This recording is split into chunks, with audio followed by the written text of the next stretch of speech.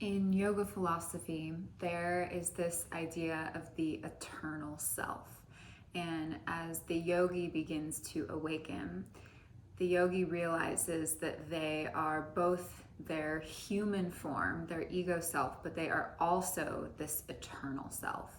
And the eternal self is pure consciousness. In Sanskrit, the word is chit, chit, which means the consciousness that divides from the one to the many. It starts as this oneness and then divides into all of these unique expressions and imprints of consciousness.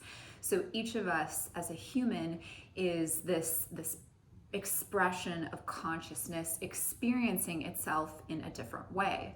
We are much like snowflakes. Each one of us is a different reflection of consciousness so that consciousness can experience itself in a different way. I like to think of humans as being like, this is seasonal because Halloween's coming up, but we are like consciousness wearing all of these Halloween costumes because like you'll experience on Halloween, you'll have the bliss and the playfulness of putting on a costume and experiencing a sort of different way of being. Consciousness wants to experience itself through its you-ness, through your essence. So when I first started to get into yoga philosophy, I was really taken with this idea of the eternal self, of the pure consciousness. Pure consciousness is the energy that is observing yourself in your yoga practice, the observer of your breath, the observer of the experience that you're having. And there's a lot of allure to that, to this eternal self idea. In the Bhagavad Gita, which is a sacred yoga text that many yoga teachers and yogis have read, Bhagavad Gita is Sanskrit for Song of God. And to condense a very profound and sacred text into just a couple of sentences, with the caveat that I would encourage you to read it and interpret it in your own way. The way that I kind of consolidate the lessons of the Bhagavad Gita are Arjuna, who is a warrior, is faced with a battle that he does not want to fight. This battle is going to be between himself and family members. So there's really no winning for him. If he wins the battle, then he will have gone against his family. If he loses the battle, he loses the battle.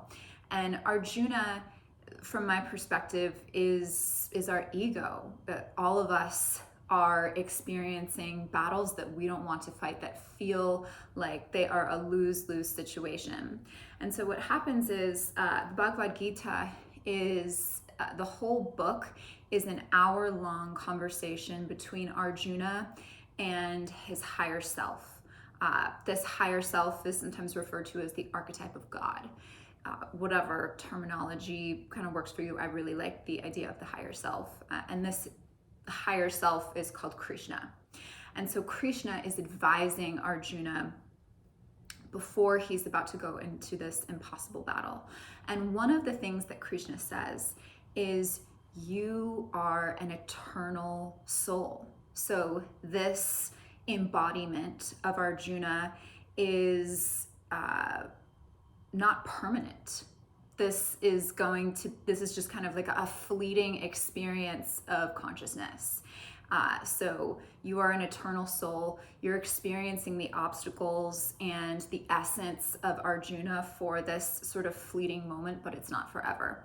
And that's a very helpful thing for Arjuna to hear in that moment. And for me, that was a teaching that really stuck with me, especially as I was navigating obstacles in my life. I'm like, yes, these problems, these conflicts are difficult, but I'm also this eternal soul, and this Phoebe experience is impermanent. That said, as I've continued to practice and teach, I've recognized that one can over-identify with the eternal self. So much so that you start to say, at least for me, I'm like, I'm an eternal soul. Like, why do I need to care about this? I'm an eternal soul. Do I really need to have this difficult conversation? Do I really need to resolve this very mundane issue? And there can be a sort of spiritual bypass that occurs as a result. So what is feeling really kind of important and present for me in this phase of my path as a yogi is to explore the nature of my impermanent self. So I know that I'm an eternal soul. I know that I'm pure consciousness. But what I'm really getting to know right now is my essence, the unique expression of consciousness that Phoebe is. And I know that speaking in the third person sounds a little bit silly, but Phoebe has her own preferences, and her preferences help her eternal self get to know her impermanent self in more detail. So the smallest thing, like what color I just chose to get at the nail salon or what I eat for dinner, are these little opportunities for my eternal self to get to know my impermanent self. And that is just as sacred as identifying with the pure consciousness part of yourself. So this isn't an either or as is with so many things in yoga philosophy. It's a both.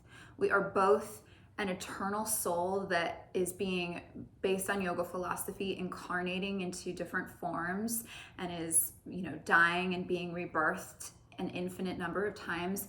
And we are this unique imprint of consciousness experiencing itself. And so the lesson for me is to not overlook the mundane and to really look at my preferences as something very sacred, and then to also not be afraid to disagree with something, because when I disagree with something, I get to know myself more.